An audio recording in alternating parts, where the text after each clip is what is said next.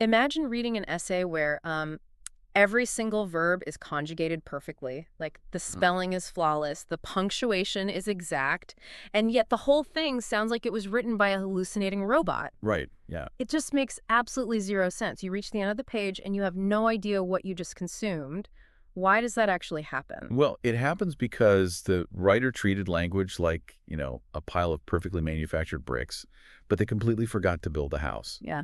The individual pieces might be flawless on a micro level, but the fundamental architecture, the invisible glue holding those pieces together, is completely missing. And that invisible glue is exactly what we are looking at today. You have a teaching exam coming up, and this deep dive is entirely dedicated to helping you ace topic 29, which covers cohesion and coherence in discourse. Absolutely. We have the full text and your memorization outline right in front of us.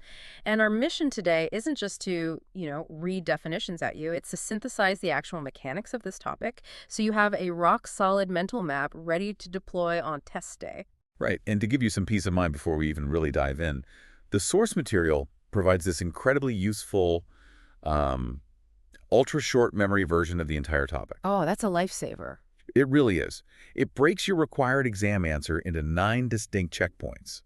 So you start with your intro, move to the discourse concept, define cohesion, define coherence, contrast cohesion versus coherence, and Then then, you hit the practical stuff, right? exactly, you discuss implications for teaching, outline classroom activities, detail assessment strategies, and wrap it all up with a conclusion. 9 points. Okay, let's unpack this, starting with the foundation. Because before we can even look at how to connect sentences, we have to talk about what we are actually building, right? For decades, foreign language teaching was utterly obsessed with the micro level. Oh, completely. It was all about isolated words, syntax, getting that past participle exactly right. Which is, frankly, a very sterile way to look at human communication. The theoretical framework for Topic 29 insists on a much broader perspective. Language is not just a collection of isolated abstract parts. Meaning is constructed through larger units. And to explain that shift on your exam, there is a pivotal name you absolutely need to include, and that is Del Hymes. Del Hymes got it. Yeah, Hymes introduced the concept of communicative competence, directly contrasting it with the traditional idea of just grammatical competence. Right, so having grammatical competence is essentially knowing how all the individual parts of a car engine work. You can point to the spark plugs, the alternator, the pistons, and explain exactly what they do. Yeah. But communicative competence is knowing how to actually drive that car in heavy, unpredictable traffic without crashing. You have to, read the environment, understand social cues, anticipate other drivers, adjust your speed. It's about using the rules appropriately in a real-world context. That is a perfect analogy. And if we're driving that car in traffic, we are producing what linguists call discourse. That is your next major checkpoint. Discourse is simply defined as language in use.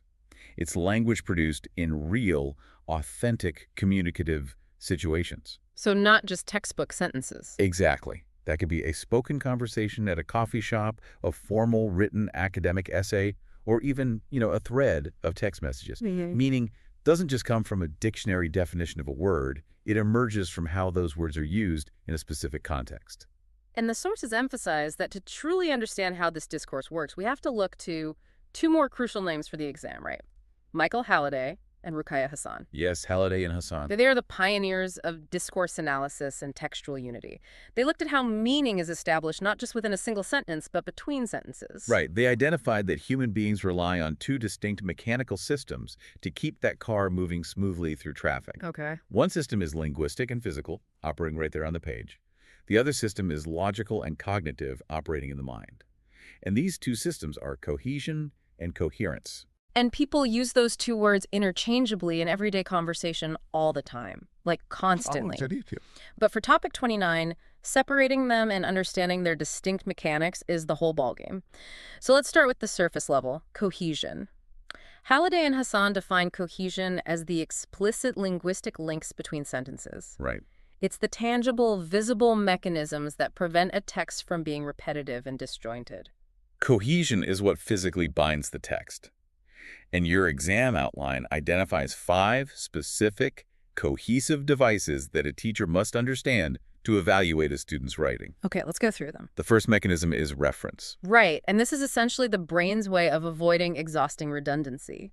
Instead of writing, "the teacher opened the book," The teacher read the chapter. We use a pronoun and write. The teacher opened the book. She read the chapter. Exactly. She is the cohesive kai pointing back to the teacher. Because the human brain processes information incredibly fast, and it hates unnecessary repetition because it just slows down that processing. So reference words like pronouns or demonstratives like this or that. They act as linguistic shortcuts? Yes, they allow the reader's eye to glide over the text without getting bogged down. That makes total sense. But it brings up a question about the second device on the outline, which is substitution. Okay. If I say, I lost my pen, I need to buy a new one, the word one is acting as the cohesive tie. But how is that functionally different from reference? It feels like the exact same shortcut to me. It is a subtle but really important distinction for the exam. Reference points back to the exact same specific entity. So if you say, I lost my pen and I can't find it, it refers to that specific physical lost pen. Right. Substitution replaces the linguistic category without referring to the identical object. So I need to buy a new one refers to the category of pens, not the specific one you lost. It's replacing a word to maintain grammatical flow without repeating the noun. Oh, I see. So reference tracks the actual physical object, while substitution just tracks the vocabulary word to keep the sentence moving. Exactly. Okay, that leads to the third device, which I honestly find fascinating because it relies entirely on what is not there, right? Ellipsis. Yeah, ellipsis is great. It's the deliberate omission of elements that are so painfully obvious they can be entirely inferred from the surrounding context. Like dropping words on purpose. Right. If I ask you, would you like a cup of coffee? You can simply reply, I would. You omit the phrase, like a cup of coffee, entirely. Because the brain just fills in the blank automatically. It's almost like a silent agreement between the speaker and the listener to just save breath. Like we both know what we are talking about, so I don't need to spell it out. What's really fascinating here is how much trust is involved in ellipsis. The speaker is trusting the listener's working memory to hold on to the previous sentence and apply it to the current one. Wow, yeah. If that working memory fails, or the context is laced, the communication breaks down instantly. Okay, so the fourth device shifts away from grammar and moves into vocabulary, right? Lexical cohesion. This is how the specific choice of words binds a text together over a longer span. Yes, and this is often achieved through direct repetition of the same words, or by using synonyms, or even building a web of semantically related terms. Like building a theme. Exactly. Think about reading an article about marine biology. Even if the author never uses a pronoun or a direct connector, words like tide, saltwater, current, and reef create a cohesive lexical field. Right. Every time your brain encounters one of those words, it reinforces the established topic. It signals to the reader that we haven't suddenly changed the subject to, desert climates. Makes sense. So the fifth and final cohesive device is probably the most obvious one to spot on a page, which is conjunction. These are your explicit connectors. Words like however, therefore, in addition, and meanwhile. Yeah, think of conjunctions as literal road signs. They don't just connect two sentences. They explicitly tell the reader how the upcoming sentence relates to the one they just read. Right, like therefore signals a consequence. However, braces the reader for a contradiction. Precisely.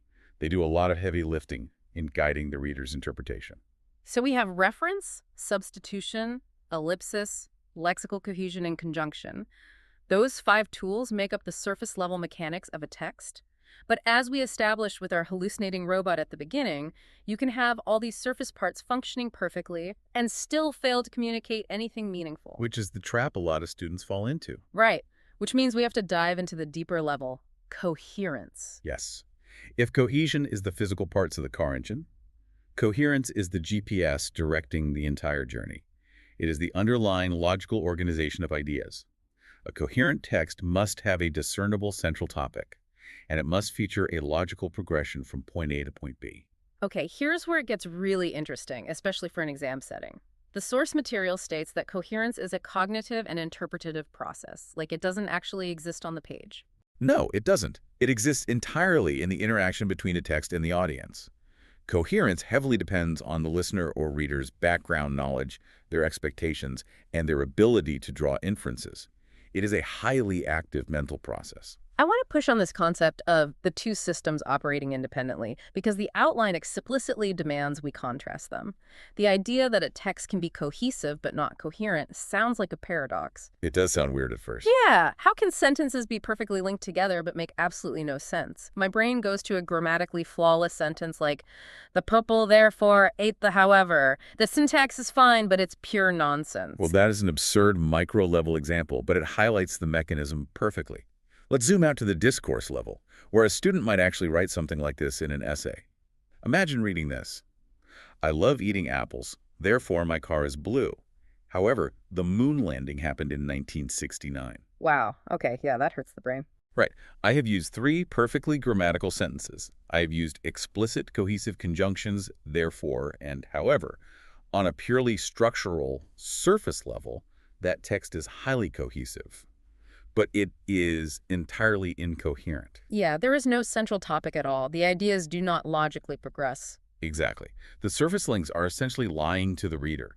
The word therefore promises a logical consequence that simply isn't delivered. And this proves that cohesive markers alone cannot force a text to make sense. Correct. Now, consider the reverse scenario, which is equally important. You can have a text that is entirely coherent, but lacks almost any explicit cohesive markers. Right, like saying, it's raining, I'll take an umbrella. Perfect example. There are no conjunctions there. There is no therefore or so linking those two sentences. There's no pronoun reference. Yet your brain instantly establishes the causal relationship between the rain and the umbrella. Because of context. Yes, because of your background knowledge about how weather works and what umbrellas are used for. The coherence happens entirely in your mind, allowing you to bridge the gap without needing a linguistic road sign. It's amazing to realize how much invisible work the listener is actually doing in any given conversation. Like, we are constantly forcing our audience to do half the heavy lifting based on shared assumptions. Absolutely. Which honestly pivots the conversation toward the reality of the classroom. Yeah. If real communication requires this complex dance between surface links and deep cognitive logic, how do you actually teach that? Well, moving to the implications for teaching section of your exam, this represents a massive paradigm shift in language education. Right. If we accept Halliday and Hassan's theories, the primary objective in a foreign language classroom can no longer be just, memorizing vocabulary lists and filling out verb conjugation worksheets. The objective must be developing discourse competence. So teachers have to shift from asking, did you use the correct form of the past tense, to asking, did you successfully organize and communicate a complex idea? Exactly. But that introduces a terrifying problem for assessment. I mean, grammar is easy to grade. It's binary. It's either right or wrong.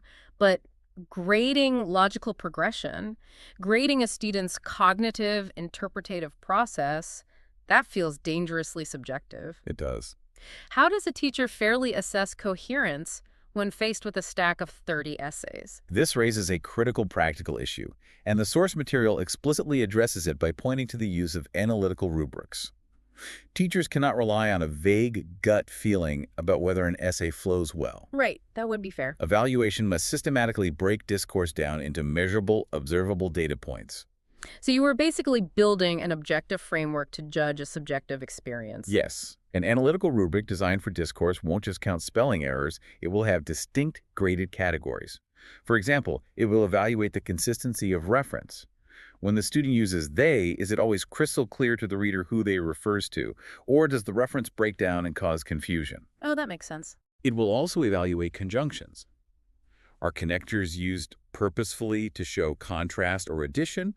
Or are they just thrown in randomly to hit a word count? And it would also look at the central topic, right? Like, does each paragraph logically advance the main idea, or does the text just wander off into unrelated tangents? Exactly. By isolating those specific components, a teacher can point exactly to where the architecture of the house is failing, rather than just handing the paper back and saying, this essay doesn't make sense. Right, which is so unhelpful. Completely unhelpful. And to get students to a level where they can actually score highly on those rubrics, they need targeted, hands-on practice. Which brings us to the activities. Yes. The classroom application section of the outline provides 3 main types of activities designed to develop this specific awareness in learners. The first category is reconstructing texts. This is like the classic fill-in-the-blank exercise, but elevated, right? You take an authentic text, maybe a news article or a short story, and you remove the explicit cohesive devices. You take out the connectors, the key reference pronouns, and you force the student to put them back in. Yes, and it creates a really powerful mental workout. The student can't just guess. They have to actively read the surrounding context and make logical decisions. Right. They have to ask themselves, does this sentence present an opposing idea to the last one? If so, I need a word like however or although. Does it add supporting evidence? Then I need furthermore. They are actively reverse engineering the author's logic. Okay, and the second activity category is reordering. You give students a text where the sentences or even entire paragraphs are pulled up out of order. Their task is to rearrange them back into a coherent whole, which specifically targets that deeper level of coherence. It trains the student's brain to look for logical relationships and thematic continuity over longer stretches of text. I always compare this activity to putting together a jigsaw puzzle, but someone has hidden the picture on the box. Oh, yeah. You have no idea what the final image is supposed to be, so what do? You look incredibly closely at the edges of the pieces, the puzzle tabs. In discourse, those puzzle tabs are the explicit, cohesive devices. That's a great way to put it. Right, because if you have a jumbled paragraph that begins with the phrase, on the other hand, you instantly know that piece cannot go first. It must connect to a piece that presented the first hand, the opposing view. You teach students to find those cohesive tabs to build the coherent big picture. That analogy perfectly captures the mechanism at work. And once students understand how to find the tabs and reconstruct the architecture of existing texts, they finally graduate to the third activity type, which is production. This is where they finally write their own essays, narrative, or give oral presentations. Exactly. But instead of just being graded on their grammar, the guided focus is heavily on linking ideas, using reference correctly, and maintaining thematic continuity from the first sentence to the very last. And that pedagogical progression, from observing the links to reassembling the puzzle to finally building their own house from scratch, that is a highly effective sequence to detail in your exam answer. It shows you really have a practical mastery of the theoretical concepts. Well, it really does. Well, we've covered a massive amount of ground today, moving from high-level linguistic theory all the way down to a student sitting at a desk doing a puzzle activity. Let's zoom back out and look at the conclusion section of your exam outline to consolidate this mental map. Okay, the ultimate formula you want to leave the examiners with is elegant and straightforward. Cohesion plus coherence equals effective discourse. Simple as that. Simple as that. Huh. Cohesion provides the explicit, visible surface connections. Coherence ensures the deep, logical organization of meaning. You simply cannot have successful, sustained human communication without both systems working in tandem. So let's review that 9-point skeleton one last time so you can clearly visualize your exam essay. 1, the intro. 2, the discourse concept, remember Delheim's and language in use. 3, cohesion, the surface level with Halliday and Hassan and those 5 devices. 4, coherence, the deep cognitive GPS. Right. 5, cohesion versus coherence, the paradox of the perfectly grammatical nonsense sentence. 6, teaching, shifting to discourse competence. 7, activities, fill in the blanks and jigsaw puzzles. 8, assessment using analytical rubrics to grade objectively. And 9, the conclusion. Perfect. So what does this all mean? When we step back from the exam preparation, why does topic 29 actually matter so much for someone stepping into a foreign language classroom? Because ultimately, mastering cohesion and coherence is not just an academic exercise to pass a test. It is the very mechanism that allows language users to participate successfully in society. Wow, yeah. When we teach a student how to connect their ideas logically, we are giving them the tools to express complex thoughts clearly. We are empowering them to advocate for themselves, to organize information in a way that others can understand, and to engage meaningfully across a wide range of real-world contexts. It is the fundamental difference between simply knowing a list of vocabulary words and actually having a voice that others will listen to. It transforms language from a subject you study into a tool you use to navigate the world, which leaves you with one final thought to mull over as you head into your exam. Oh, I like this. The source material explicitly states that coherence is a cognitive process that relies heavily on the reader's background knowledge and expectations. It happens in the mind of the audience. If that is true, what happens when we try to communicate globally across vastly different cultures? That's a huge question. Right.